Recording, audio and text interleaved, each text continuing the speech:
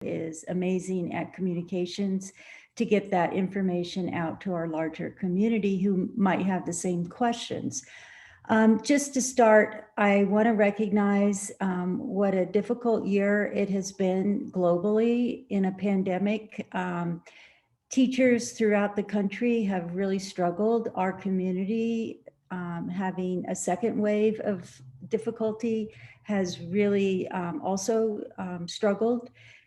60% of our teachers did not want to be in person this year. And most of our parents, I don't remember the exact amount, but it was around 80 to 90%, wanted their students in person. So you can see it was a no-win situation. If you answer to one of your audience, you alienate the other. And all the charter schools in Douglas County stayed open. Most were 5 days a week. And in fact, we lost quite a few families who needed 5 days when we went to 4 days. So it was a challenging year. Education Week has published that about 40% of teachers are leaving the profession. It has just been a brutal year. So I just want to frame that this has been a struggle, and I am so grateful to our community that really came together. Each family did their part to make sure when they sent their children to school, they were healthy. And we can say, knock on wood, that we have not had a single transmission at STEM of COVID. We've had 20 plus positives and not a single student or staff member acquired COVID at school. So that's a huge celebration, and that is community efficacy where each person does their part. So working together, we can do great things. We had a student forum earlier at 3 o'clock, and one student said how he missed the quality PBLs. He remembered, and I said, I am with you. Let's get that joy back. I loved walking through the halls, seeing students working on their PBLs out in the hallway, conferring with each other. I loved going into classrooms that were noisy with students highly engaged, arguing, constructing, doing all the things you do in a PBL. They're not quiet rooms. I'm hoping with staff that we can get back to that joyful way that defines STEM. That is who we are. We are a PBL school. And Mike Schall has taken the lead. If you went to the last board meeting, he said his goal is to get the fun back in dysfunction because we celebrate our diversity and our quirkiness. And he's just the guy to lead that kind of charge that we start having fun again. So with that, I'll turn it back to Nicole to help us queue up the questions. Got to unmute myself. So just as an FYI, I am recording this just so that everybody is aware that who's on the call, it is being recorded. And then we'll do our best to share this out, hopefully by tonight. If not, then we'll get it shared out tomorrow. It is an open Zoom, so typically we try and run some webinars so we can capture things a little bit better, but we wanted to, when we run our quarterly parent virtual coffees, we kind of do them in this open type format. So we wanted to kind of keep the same format for this one. We had mentioned that we would, one of the big topics is about secondary schedules. So we're hoping to send something out either tomorrow or on Thursday, just to kind of give an update on that, but to kind of kick us off about secondary schedules. The teacher task force team has really put in, and I should say task force team, because we do have a good number of our staff, our admin staff as well, that are part of that team. And they've really been putting in a lot of commitment, man hours into really digging into all the complexities of the schedule. And if we tweak this, how does this impact this? Does it take away this particular offer or choice for students? How does it expand or limit what we can offer and opportunities? And so on the 16th of April, during our professional development day, the team took about 2.5 hours. They met with our scheduling consultant to really dig in and learn the complete ins and outs of how the scheduling process works, all the intricacies behind it. And then we started working on some gathering, putting together a survey to teachers where we needed to gather some additional information. We met again last week as a team, and they went through that survey data to get certain priorities that the teachers wanted, understanding that they knew they couldn't fit everything, but they were trying to maximize as much as they could as to what teachers wanted. That proposal, the final proposal, was put in front of staff on Friday, was shared with staff on Friday. And then the team was working on getting a draft of the master schedule put together so that teachers could see exactly what that looks like. And they're hoping to get that out to teachers this week and provide them the opportunity to take a look and provide direct feedback as to how what their schedule looks like for them. So we are going to stay with the block schedule for next year. So both middle school and high school will remain on the block schedule. After the data that we got from parents and from students was overwhelmingly stating they wanted to remain on the block schedule, and we provided that data to the teacher team and discussed the pros and cons of a traditional schedule, and the team moved forward with staying with the block schedule, knowing that that wasn't what the majority of the teachers were kind of wanting for a number of reasons. So that's kind of our update on the scheduling process. There's some additional kind of agreements that were made that were also included in what was sent to staff on Friday, the secondary staff. And so we'll include that in the communication that we send home to families here in the next 2 days or so. But we want to give staff the opportunity to really take a look at that draft master schedule as well. So the folks on the call, or anybody, you can unmute yourself and you can answer the question, ask your questions live. To encourage us to not speak over one another, there is a hand raise button, and that kind of helps us organize it a little bit better. So if you have a question and you can find that button, go ahead and raise that, and then we can kind of do it in order, just so that we're not talking all over each other. That's one way in which we can make sure that we can get everyone's question, or the majority of questions, answered. So with that, I will open it up to whoever would like to answer a question. Ask a question, sorry.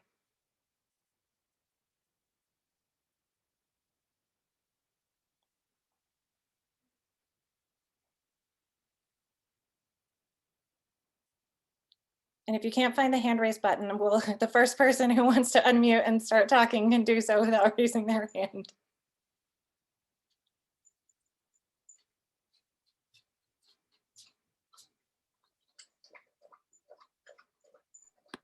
Okay, well, I'll go first. I'm reading a lot of disturbing comments on Facebook, or that are disturbing to me, about why teachers are leaving, and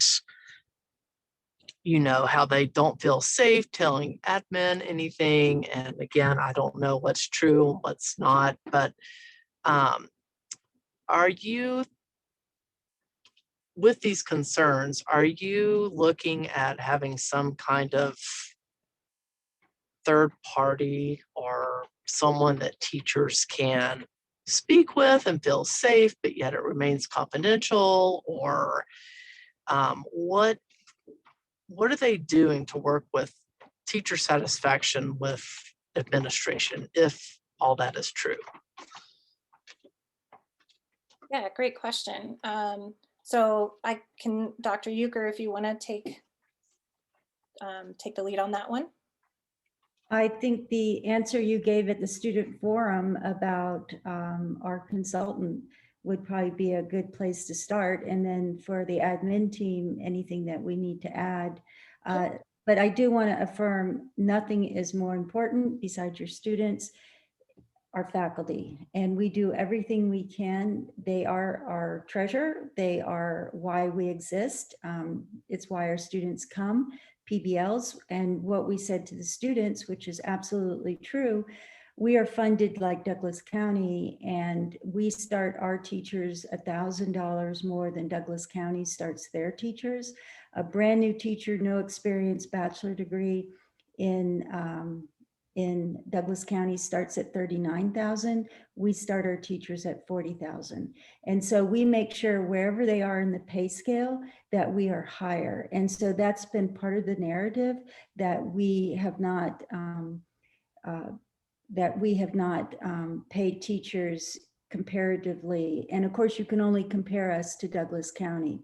As far as feeling safe, I feel our school is open inquiry, but in case a teacher does want to bring a concern and they don't feel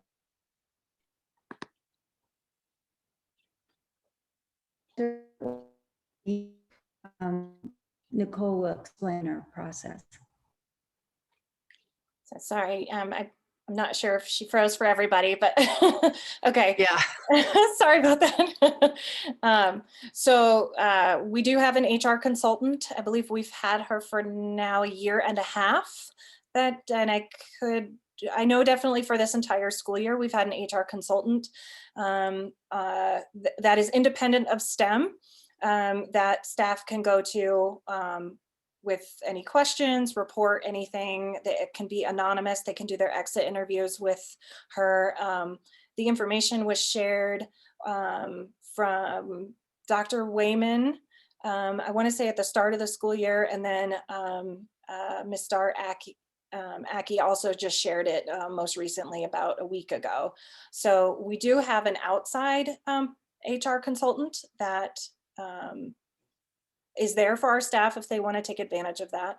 And then staff can, if they feel comfortable, they can talk to their supervisor directly and share any concerns.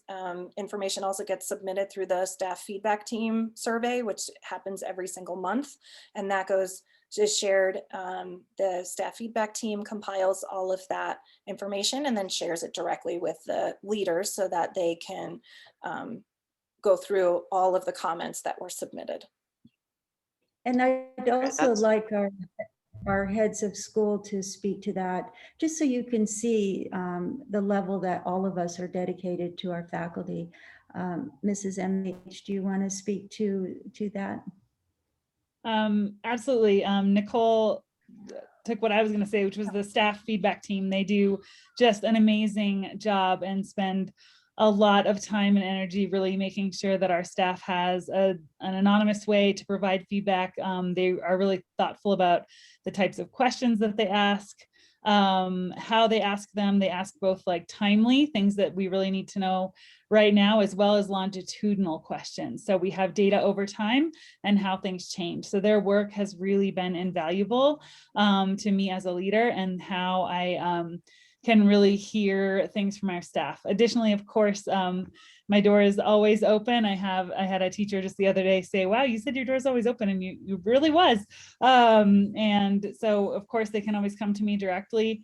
And I talk to teachers every single day about a variety of concerns and try to help support them in any way that I possibly can. And Mrs. Kowaleski, do you want to speak to that too? Sure. I would just, echo a lot of what you've shared and then what Anna has shared. I know that we've worked with the staff feedback team a lot in the last year to be able to ask questions also that we can address change on, right? So we've worked on phrasing the questions that we can then identify needs and then implement change for our staff based on their voice and their concerns. And I would definitely echo the same thing with Anna as far as the door always being open. I do my best to get into every classroom every day to check in with the teachers to make sure they're doing okay and see if they need anything. And then also my door is always open for the office. So a lot of checking in and supporting students as much as possible. To that, I would also add, I've met with teachers who tell me how stressed they are, overwhelmed with stress. And I say, look, just dial it down and enjoy your students. We're coming toward the end of the year. Engaging students in PBLs shifts that attention from the teacher to the student, and our students are happier when they're working harder than the teacher.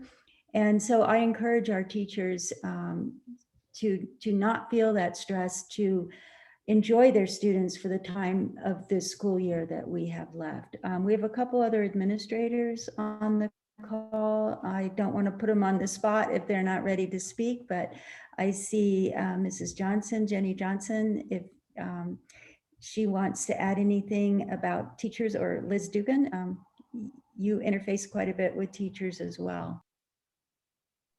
The only thing I would add clarity to is that staff feedback team or survey is monthly, and it is totally anonymous. So we and administrators, we get together, we look at all that data every single month, and then we make action plans of how to make improvements across all of K-12, school specific issues that we can address. And so that is definitely an important outlet that we will keep moving forward. And that's not available at every school. So it's one thing that I am proud of that we have here at STEM, and will continue to be doing important work through the feedback that we get on that survey every month.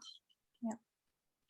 Now there are things that do get submitted that are things that are not actionable items, or things that we can't address. So one of the things that we started implementing in December and in January is a response back from the leadership team working with the staff feedback team to provide, the staff feedback team would put together kind of a list of actionable items from the survey that the leadership team could focus on. And we would work, myself would work with the leadership team to then provide answers or next steps on either of those things, and then share them back out through the staff feedback team to the staff, so that there's communication that's going back to the staff after they've submitted. So some examples of areas where we couldn't move forward with was some of the areas and concerns around how the COVID money was being used. There were a lot of restrictions on how it was being used. And so there were requests for hazard pay, or for Wi-Fi to be paid for at home, or there's a third one that, pardon me, it's not coming to mind, but those were some of the actionable items that we couldn't move forward on, just because that money is restricted, and how we use it. We'd have to apply to the district every time we wanted to use that money in a specific way, and provide reasoning behind it. And then in a lot of instances, the district wouldn't approve it. So with that, it looks like we have another one from, is it Shannon? Yeah, this is Shannon's husband. Hi. Bruce. My son has been going to STEM school since 6th grade. He's really gotten to know the faculty over the years. He's a junior, so entering a very important year in his life. I'd like to know, Dr. Uecker, what you would say to my son, considering that he now is going to have absolutely zero faculty at school who he's asked to get references from. Additionally, he just found out his college counselor is departing. So therefore, the advocate that he was promised and got committed to is not going to be there. This is a very non-enviable position that he's been put in, and the parents have been put in. What would you say to my son? We don't want our staff to leave us, and we do our best to keep them. And on the college counselor front, I have reached out, and I don't know the reasons for her decision. People make decisions for all sorts of reasons. I will say she is outstanding. And then prior to Candace, we had Naomi Ewing. For any of our families that have older children, Naomi Ewing to me was top flight until we were able to get Candace Lytle. And which with each iteration, we hope to find that same quality. That's all we can do. When a staff member decides to leave, like I said, there's so many reasons that go into it. For example, our physics teacher decided he wasn't coming back second semester.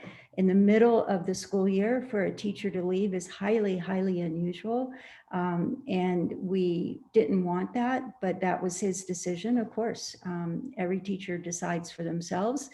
We were able to get Gavin in, and he brought in tremendous energy. And so I say to your son, we're doing the best we can to replace our quality faculty, our quality leaders with even stronger.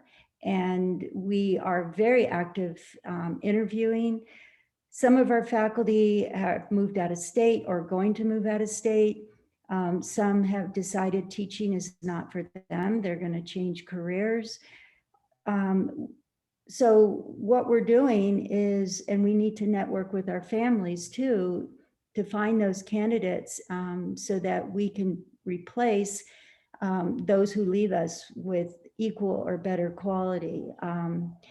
I understand the stress. There are quite a few of our senior faculty who are returning. We have Dr. Snow, we have Dr. Letty, we have, and typically in college applications, they ask for a math recommendation and an English recommendation. And I think Dr. Letty said she had something like 60 recommendations because they all want the English teacher, the capstone English teacher. And so she was writing a lot of letters, and both of those faculty members are returning next year. So we're doing the best we can to hold on what we have, and for those who decide to leave, to find equal quality. Yeah, I'm just concerned that my son is not going to have the type of support that he needs in his senior year to go through this process, Dr. Uecker. This is not a good situation that he and his fellow juniors have been put in. Something's got to be changed. Something has to be done. There's too much turnover going on right now, and it's going to really hurt the school in the long run. I agree, but widening the aperture out of STEM, Education Week has published that nationally 40-some% of teachers are leaving the field. They're exhausted, they're burned out, they feel they're in no win situation. They have the stress at school, they have the stress at home. When we do exit interviews, the top 3 reasons teachers leave STEM is they feel tremendous stress of performance, and their second reason is parental expectations.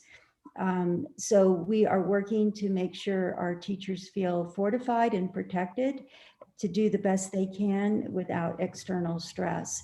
So nationally, we're looking at much higher turnover than STEM is having. And just to give you some hard numbers of what we've calculated, can you share that, Nicole, what we know so far? So if we're talking just complete staff, we're at, so our complete staff is around 173, and we're right around, I'm so sorry, give me just a second. I just don't want to get that number wrong. We're about 13% as we know it right now out of 173 staff members for not returning. So, and I believe and for faculty, would you add? So, sorry, that the faculty piece, well, I had for secondary because there were some questions this afternoon. Oh, yeah, sorry, for faculty, if we look at K through 12, we're looking at 18%. If we're just, and I believe the total numbers that I had was 91 staff members that we have. 91 faculty, so.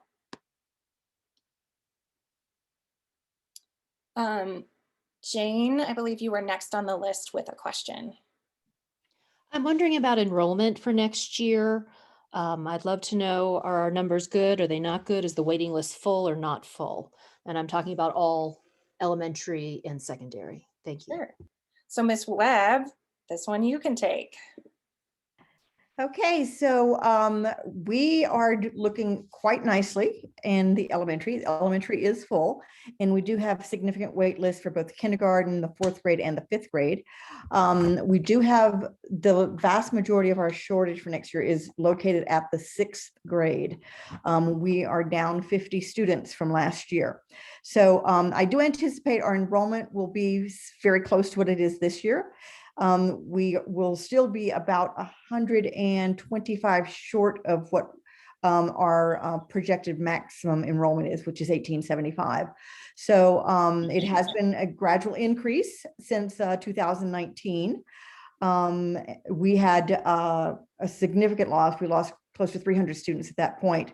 We did manage to recruit an additional 175, but it still left us with 125 deficit. So we are working along with Mr. Schallenberger to try and entice more students in the middle school area. Our high school is actually pretty much on par. We may be down maybe 5 to 10 students overall in the high school, but the significant drop that we have is right there at the 6th grade. All right. Karen, I think you're next on my list. Karen Whiffenbach. Okay, it's very little comfort to me to hear numbers and percentages because of the relationships that my student has established with teachers. So the vast majority of our teachers that are leaving are remaining in teaching. They are teaching locally. They just aren't teaching at STEM anymore. And if we are doing our best to keep our faculty, we are obviously failing miserably. So I want to know, I don't feel like I got an answer from Dr. Euchre about what she would say to my son as well, who's a junior, my rising freshman who would like to graduate from the same school her 2 brothers will. What are you going to do differently to keep the faculty that are there long-term that are staying, and the vast majority of faculty that we now have to hire? We have to replace entire departments next year of STEM-based subjects. And I know recruiting and we're going to try to hire the same caliber people. That doesn't really mean anything to me because that's not something you can guarantee me is going to happen. So what are you going to do to change the culture of the school to keep faculty members that you hire, and that then we invest our relationships in these faculty members that then won't stay at STEM because of the culture? How will the culture change?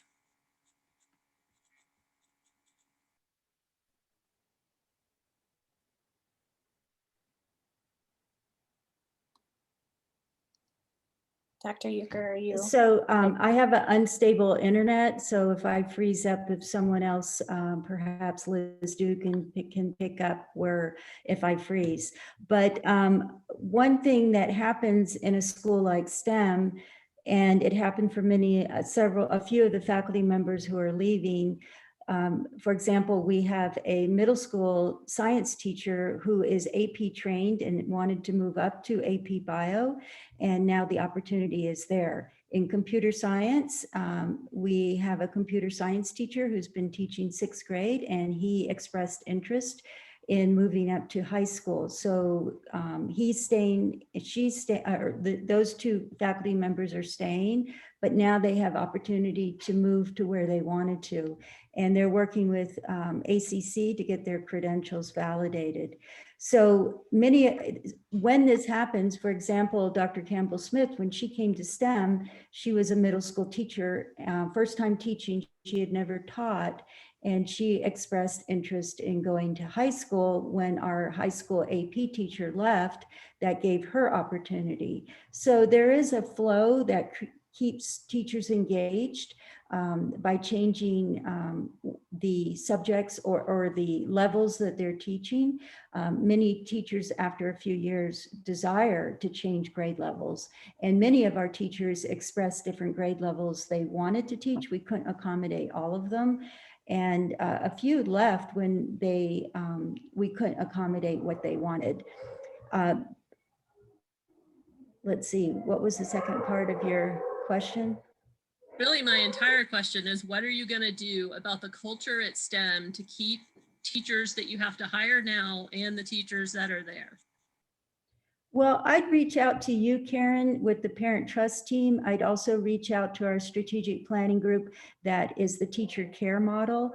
We're all in this My together. Parent Trust And when Committee has you been interview trying to address teachers this for and 2 they are years. saying, I'm ready to quit over these.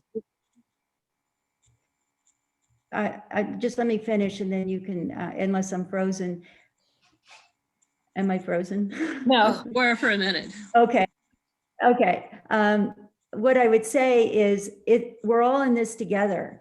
And when parents bombard our top flight faculty and send them brutal email that makes them want to quit, that we're all in this together. How do we protect our faculty from overreaching parents who want what's best for their child, forget what the teacher mood would be at the end of the school day? And so we have a lot of issues to work on, and I am happy to roll up my sleeves and do the work I need to do. I have zero ego in this. I just want the school to be an amazing place to work, for students to go to school. I can't wait to get back to the laughter, children and even teenagers skipping in the hall. A lot of this joy somehow got drained out, and part of it's COVID, part of it's our tragedy. But next year, I think all of us are ready to get back to do the hard work. And each of us, as I said in my newsletter, we each have a card to play, and many have played negative cards. And we have to build a culture where if you can't be productive and help us, then don't play that negative card. I'm trying super hard not to play a negative card, but my Parent Trust Committee has been working on teacher retention for 2 years. And sure, we're all in this together, but I can't make any progress. And I kind of feel like, how dare you put it on parents when you're the leader of the school and the buck essentially stops with you.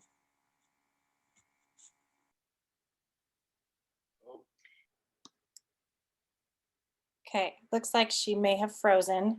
When I get her back, Karen, let's make sure that it looks like she got logged off. Oh, there she is. Okay. Dr. Euchre, are you there?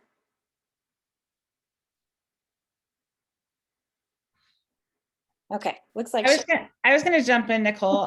Karen, Karen, I definitely hear your concerns and your desire for a stronger culture. I think, you know, I'm not trying to make. Maybe if it's put in the chat, I could at least read it. Right now, I'm getting about every third or fourth word.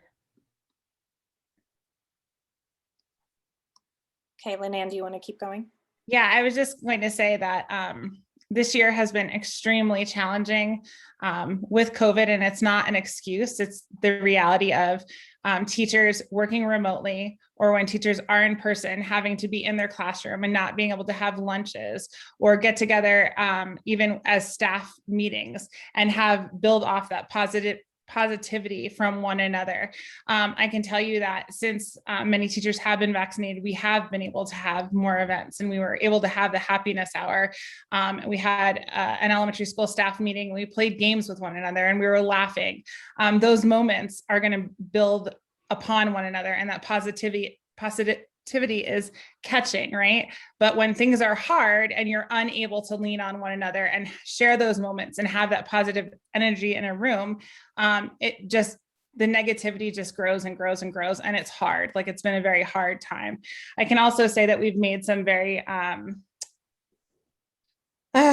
big changes in terms of professional development and how we're going to support our teachers to help them grow. That I think the teachers will have a greater sense of that direction and feel that support moving forward next year. But we've just begun those changes. So I think there are many levels, but I do know that we have action steps put in place and are doing our best to move forward. I really appreciate the steps that your level of administrators are taking, Lynn Ann, and I think you guys are doing the best that you absolutely can to support our teachers. So I just really thank you guys at that level for what you're doing.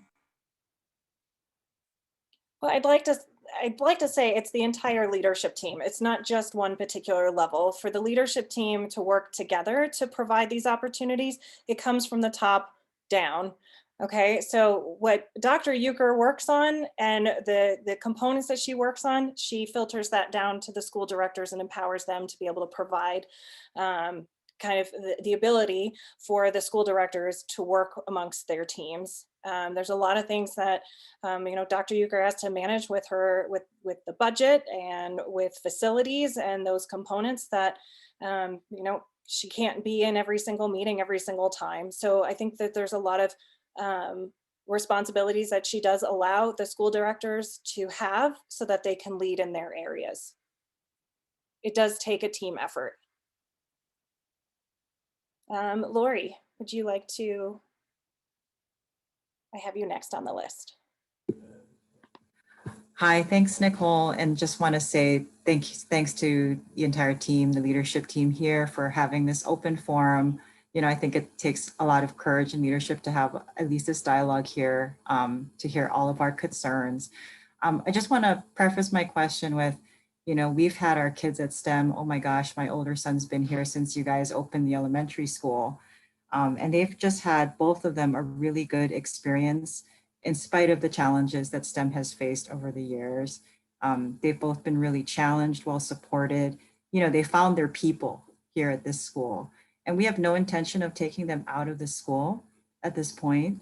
My question would be, with the teacher retention issues, do you have any concerns about the AP curriculum and the CE curriculum so that they can continue to be challenged next year? Do you see any changes, like dramatic decreases in that? So that's my question. If my internet holds up, I'll try to answer that, Lori. We truly believe in AP and CE as pathways for our students to be prepared for the next steps. And in fact, some of our middle school students have attained levels where they can begin part of that curriculum because they test into it. I don't know if Stephanie Webb has those numbers in front of her, and she certainly could get those numbers, but we have very robust enrollment. And in fact, we have an internal policy, no gatekeeping. Any student who chooses, even if the teacher doesn't believe the student has the background, this has been a dialogue with faculty. For example, if you teach, and I'm not saying Dr. Snow has done this because he hasn't, but in years past, say a teacher is in AP or CE and says they don't really want a middle school student in there. Middle school students don't get the jokes, but they are precocious in math. And so we have an internal policy. If the student is ready and wants to attempt the AP or CE course, we let them do it. And we have outstanding scores. And when we don't have uniform outstanding scores, we say, well, we don't gatekeep. Some schools say you have to have 2 teacher recommendations. We don't do that. We leave it up to students and their families to make that decision. So Stephanie, you don't happen to have numbers, do you, for next year, how our enrollments are doing? I do. We have 25 AP offerings that we will be fully up to capacity for the students. And we have 30 concurrent enrollment options that will fly on the schedule because we have enough students that have expressed a desire to enroll in it. So it's a very robust program for both AP and concurrent enrollment for next year.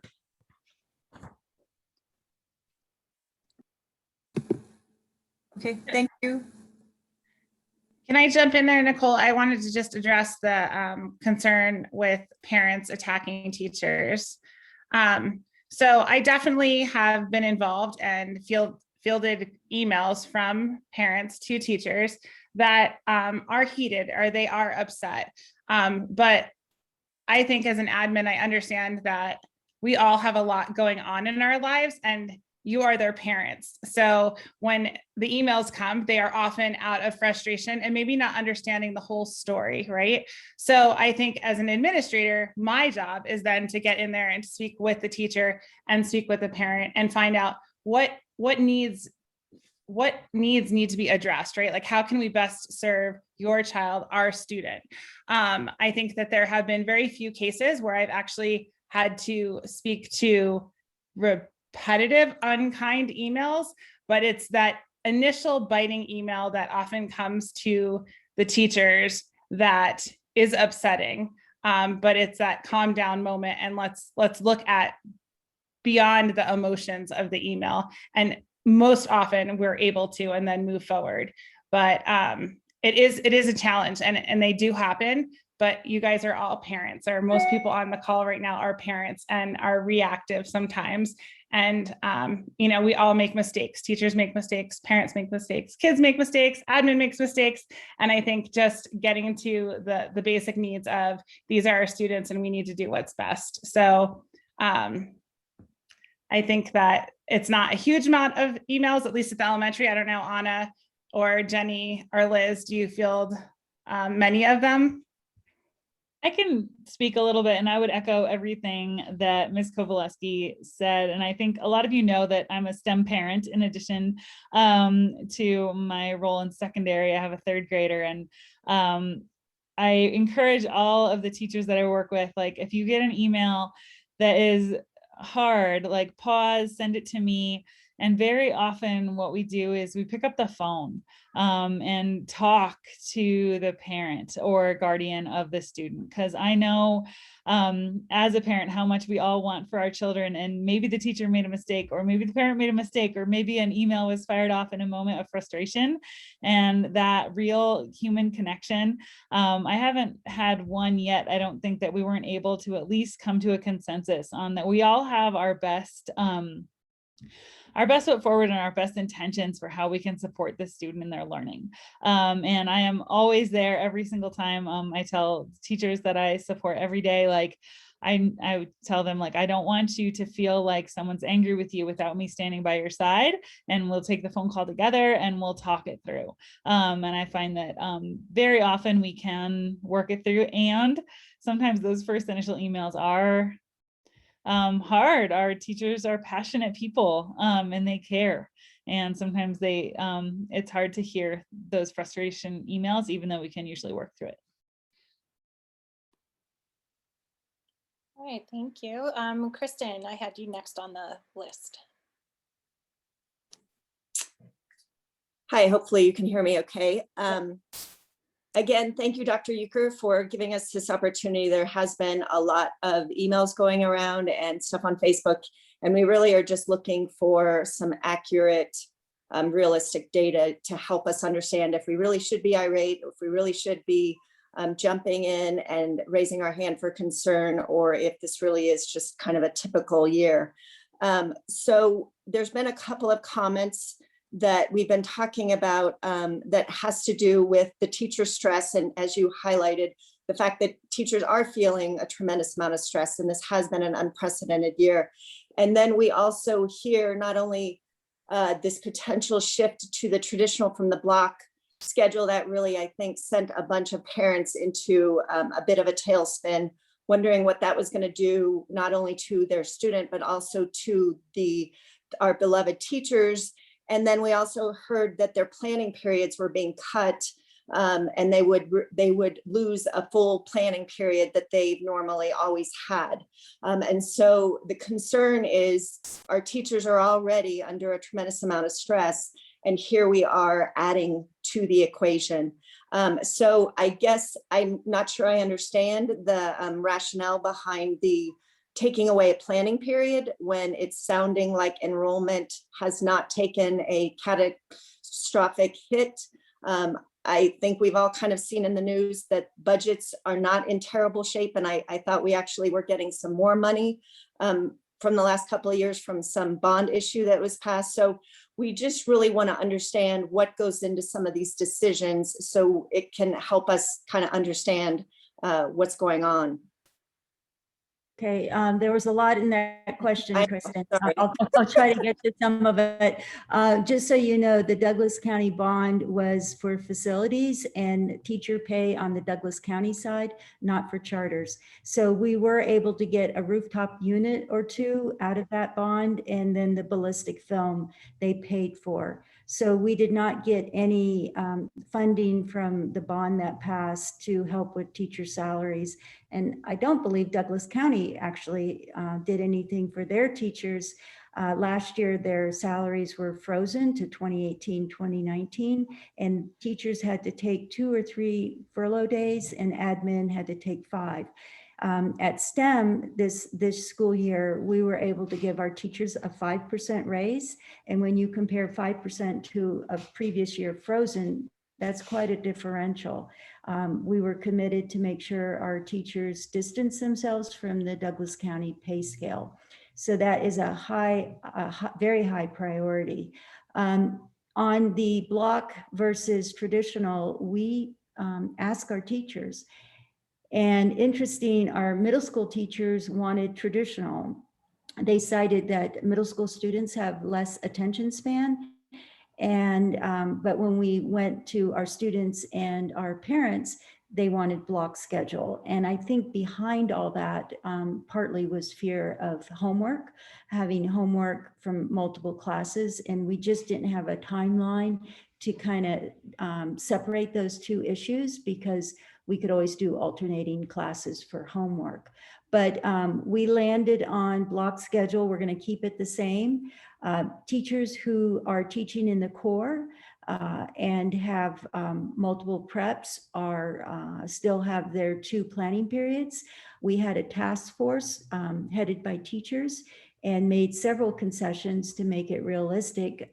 For example, they have 2 days that they can use each semester to use for additional planning. And when you look at planning minutes, which is how they're calculated nationally, that teachers and unions get 270 minutes. And we made sure that our teachers had more than that. And just so you know, this year they had 550 minutes. So it does feel quite a shock to go from overabundance way beyond what a public school can sustain. Our consultant said, hey, you're going to go financially, the word she used was belly up in 5 years if you don't get more in line with your funding. And so these were very hard conversations we had with the teachers. We could continue, and it's very complicated. We could continue with 2 planning periods, but that would mean class size would go up to the size of local high schools, which are typically 35 to 42 students. And of course, English teachers cannot sustain that. Teachers also don't want multiple preps, especially at the high school level. So we looked at all these levers, and there are hundreds in building a schedule. And we didn't look at hundreds, but our consultant said, you can do anything, you just can't do everything. And so this is the best fit that our faculty came up with. I believe they are satisfied with it. We had a lot of constraints, and we did go with the parent choice and student choice of keeping with the block schedule. I think I got all that in. Yes, thank you very much. I guess one just small follow-up, I'm a numbers person. I think I heard that 18% of the faculty are not returning, which sounds like it's kind of not a super unusual figure, but I'm curious how that breaks down between secondary versus the elementary school. So within that number, when we say not returning, so it could be that they're choosing to leave STEM for another job opportunity. It could be that they're retiring. It could be that they're moving, could be leaving the profession. So there's a number of, when we just put everything all into that one number. So I think on the elementary side, it is, if I'm looking at my list correctly, 4. And Ms. Kowaleski can correct me if I'm wrong, but I believe it's 4 teachers that will not be coming back. And then on the secondary side, 7.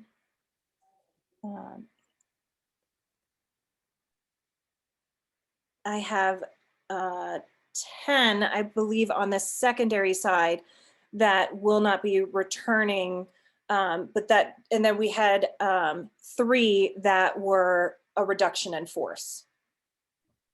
Can I jump? I know I keep jumping in, but I wanted to share with you guys, I come from public school, 15 years of public school, where teachers are handed textbooks and workbooks and scripted materials. And I think that's what makes STEM so different. But I think that's also what creates a burnout rate. When you go into our classrooms, what's amazing about STEM is that students' needs are met at their individual level sometimes. I have teachers that say, I've got this math group and I've got 8 kids at different levels and umpteen different reading levels, but all their needs are being met amazingly. Kids are active in the classrooms. When I take tours in the classrooms, I tell them it's like organized chaos because kids are up out of their seat. They're collaborating with one another. They're creating projects. They're on technology, sharing their projects.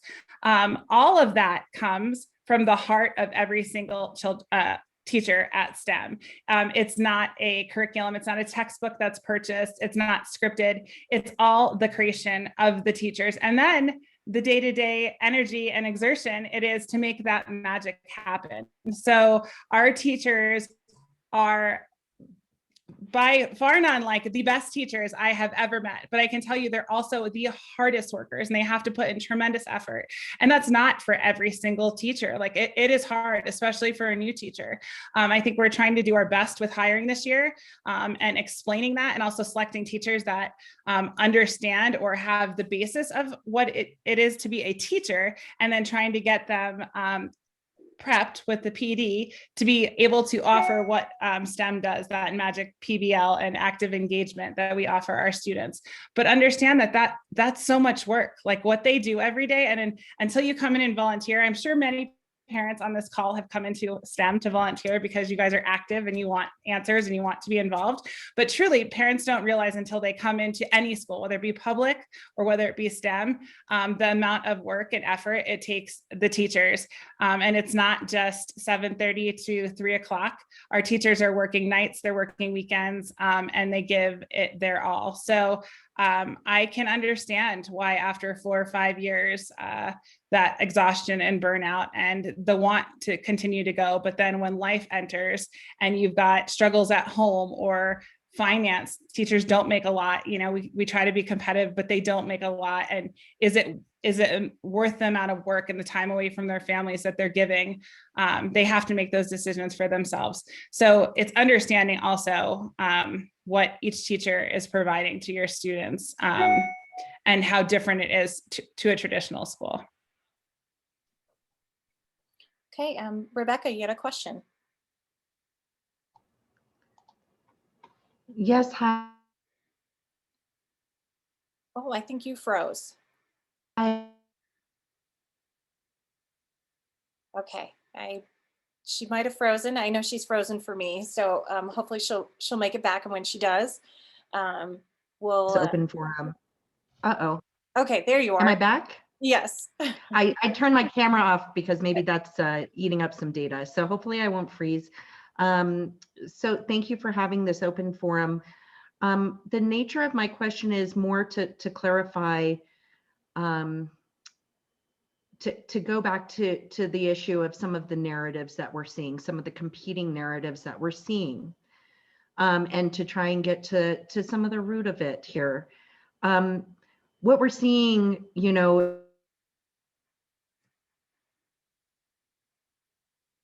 I think she froze again. Okay. Well, either former or current, you know, saying. Okay. Am so Rebecca, I you're back coming in and now? out. Yeah, you're coming in and out. So we got not a whole lot of your question. Okay. So if I freeze again, let me know and I'll put it in a chat, but I'll try one more time. I'm trying to seek some clarity on some of the competing narratives we're seeing. Teachers have come to the parents and said to the parents, excuse me, please, please fight, you know, for us, because there are some really serious issues happening. And we need you to come to the table and ask the hard questions of our leadership, who we have here tonight. What I'd like to find out is, yeah, what Christina said is some of the, I guess, cultural tug of war that's happening because of the parents' treatment of the teachers, or because what we're hearing from the teachers, which is they are not feeling.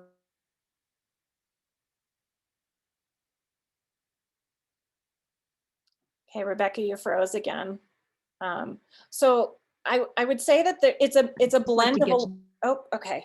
So I would say it's a blend of a lot of things, right? So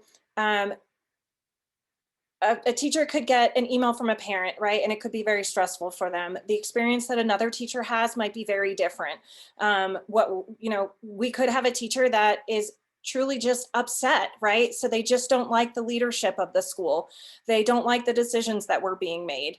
And they don't like the direction that it's going. We have teachers that feel supported and that want to stay. We have teachers that have expressed they have been at other schools and that this is one of the best places that they've worked at. And we've had teachers who have said that this isn't one of the best places that they've worked at. So the variety of feedback that you get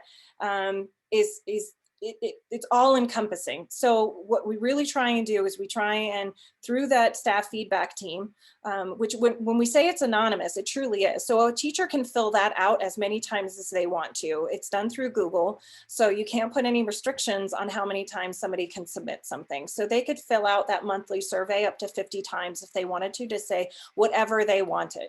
And so the admin team goes, when they get all of the comments back from the staff, they really go through and they try and identify what is it that we can fix? Are we missing something? And is there something that we can try and implement? Some of the things take time and take progress. It's really easy to knock a house down, but it takes a lot of time to rebuild it. And so when you make a suggestion on how to rebuild something, the leadership team says, that's an actionable item that I can move forward on. So let's try and implement that. Now I can say sometimes when we start something and that's why we ask these follow-up questions on the staff feedback survey, where we can say, hey, did you like the process in the way we rolled this out? So, how we're communicating with staff was a big thing that we added to a couple of surveys. Like, did you like that it started with Dr. Euchre, that she did a message? Did you like that there was a presentation? Did you like that we had a meeting? Did you all around the same topic? And then you provide that to get feedback to see if that's what the majority of staff like. We could get so many different responses to that.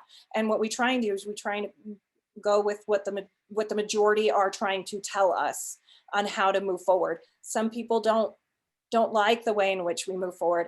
I can say a large number of teachers were very upset with the move to be in person. That put a lot of, as Dr. Euchre mentioned, that the decision to do that made a lot of teachers feel like their opinion wasn't being valued. Well, I can understand that from a teacher's perspective when they share that feedback and then we don't move on that feedback, that it can seem like it's not being valued. But at the end, we have to do what's best for students. So sometimes there's a situation where we can't move on all the feedback that's being submitted. So that's just kind of like a broad picture on all of, or on a good portion of that. Would any of the other leadership team members like to weigh in on that too? I would add again what I opened with, that 60% of our teachers did not want to be in person. And when 60% of your faculty say, I don't feel safe going back, but working with our community, we know if we decided to be a virtual school this year, all the charter schools in Douglas County were open to in-person, we would have massive migration of our families to other schools, and then we would lose faculty. So these are the areas that you have to make hard decisions. I worked in collaboration with the board. We had many thoughtful conversations about honoring our teachers. And I did say to our teachers, look, STEM pays for all of your benefits, including long-term and short-term disability. If you feel unsafe to return, all you need is either a physical or mental health provider that will say that you should not be at school, and then that will let all your benefits flow to you. I encourage all of our staff, 175, use your benefits. We pay for them. And I even tried, for some who said, my doctor won't write a note, I tried to hint, well, it could be a mental health provider. It doesn't have to be physical health. And I will say, not one note came the entire school year from any medical provider, physical or health, through our HR. Not one said this member cannot be at school, even though I personally felt some probably shouldn't be at school, and I didn't understand why they didn't find a provider to give them a note. But short-term, long-term, FMLA, all of those require documentation from a provider of some sort. And it doesn't have to be high quality, it just is what is required. So 60% didn't want to come back. That was a very difficult decision. And that's part of the reason every superintendent and many principals have left the field. It was a no-win situation.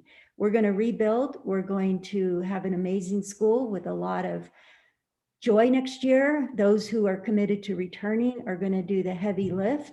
I will be in there wherever I'm needed. And just so you know, in the height of the pandemic, I have obviously some conditions, including age, that I probably shouldn't have been there, but I was wherever I was needed in the classroom, wiping tables, in the lunchroom with very loud young children.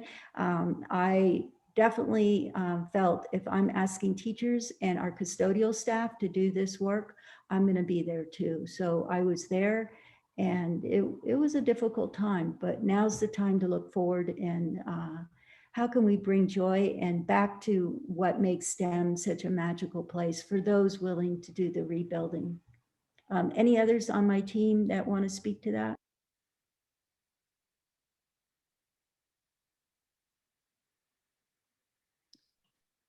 I do want to assure everyone too that we will be conducting exit interviews for every single staff member that's leaving for any reason at all, whether it's their decision or if they were part of the reduction in force, any reason at all. Every single staff member gets offered an exit interview, and they can choose not to do it, but they get the offer no matter what. And one of my goals and just one of my tasks will be digging into that data with the entire leadership team to make sure we are responding and making action steps to improve culture and teacher retention moving forward. All right, so we're at 6:34. We had this scheduled for an hour. I have the chat box saved. And so I'll go through those and see if there's what things I can pull out of there that we can answer. And then when we post the recording of this, maybe put some additional FAQs and some additional information around some of the topics that we discussed tonight. I'd say if you have any additional questions, that feedback form is really, really helpful. That helps us get it to the right person. And then that way we can get a response back to you that allows for the phone call return, the email return. And then just continue to reach out via email. We do our best to respond. I think 48 or 72 hours is our timetable for responses, and I really try and be as responsive as possible. Hopefully we can do another, we're looking at doing another virtual parent coffee, which would be in the morning, hopefully within that second week of May, if we can get it onto the calendar. But as we head into the end of the school year, things really start to fill up the calendar. Thank you everybody for joining us tonight. And again, please don't stop the conversation. Please submitting questions or feedback, areas where you want us to kind of direct some focus. Nicole, I just want to add, our doors are open.